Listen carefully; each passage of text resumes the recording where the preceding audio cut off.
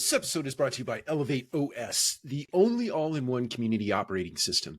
Elevate OS transforms property management, combining resident engagement, reservations, rent payments, maintenance, and concierge services into a single super app.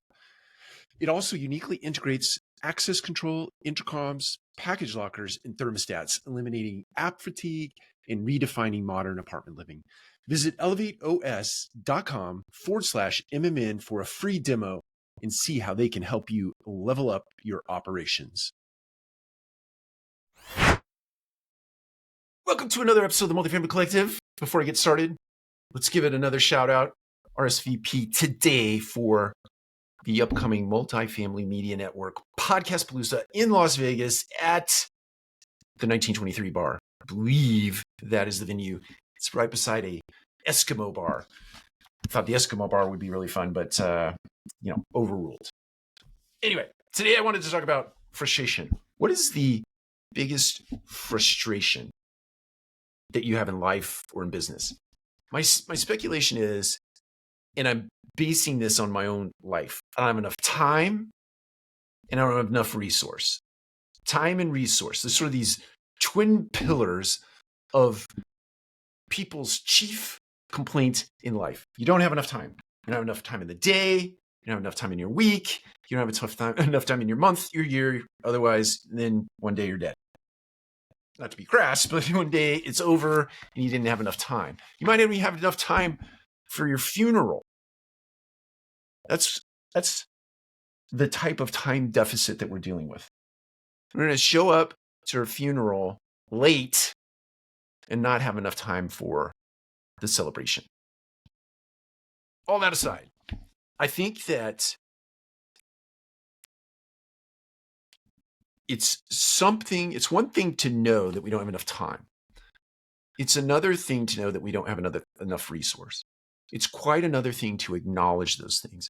In this culture we live in, where we need to get more things done with fewer resources and faster, we don't stop to say it's not possible. And it's okay that it's not possible. And acknowledging that, the first step in acknowledging it, gives you the opportunity to step back and to think through what would be a more efficient and effective strategy to get things done. You just have to recognize what those primary frustrations are in your life so that you can actually address them. And then once you understand what those primary frustrations are, you don't have enough time because of X. What is the root cause? You don't have enough resource because of Y. Then you can start to put plans in place.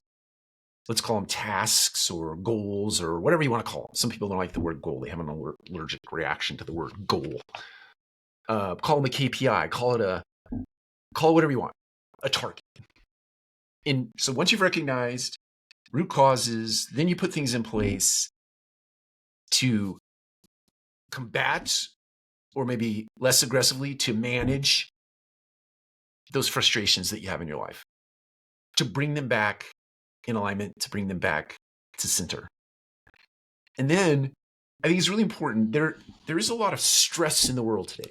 I think that's probably the understatement of 2025. There's a lot of stress in the world today. And I think it's really important for you as an individual and as a leader of a team to put stress management tactics in place in your organization. So once you've identified all these root causes, you put goals or KPIs or other things in place to measure and create progress and outcomes. It's really important that you put stress management in place in your organizations. That's for everybody. Self-care, and call it team care in a business setting, is really important. Because there's so much stress in the world, there is so much tension in the world. We are emotional beings. We are going to get at odds with one another. And many times those catalysts are outside catalysts. They're not internal to the organization. If we stopped long enough to realize they're not internal in the organization, but they're rather external catalysts, you would address them appropriately, but you don't. You get caught up in the moment because you're an emotional human. And we're going to get tension in our organization. So I think it's important that you put stress management in place. I'm not necessarily suggesting team meditation, sitting around a table, and although I think that's a very effective tactic, meditation on your own is very stress reducing. Breathing techniques. There's some incredible box breathing techniques and other tension relieving breathing techniques that you put yourself through. Giving people the permission to ask for a timeout in an emotionally loaded circumstance. There are all kinds of stress management things you can put in place in your organization. I think it's important. So identify root cause, put tasks and goals in place to address those things, and then put yourself some stress management in place in your organization. And I think all that being said, you're not going to reduce every single frustration in your life and in your business, but you're certainly going to go a long way in helping it become better. Take care. We'll talk to you again soon.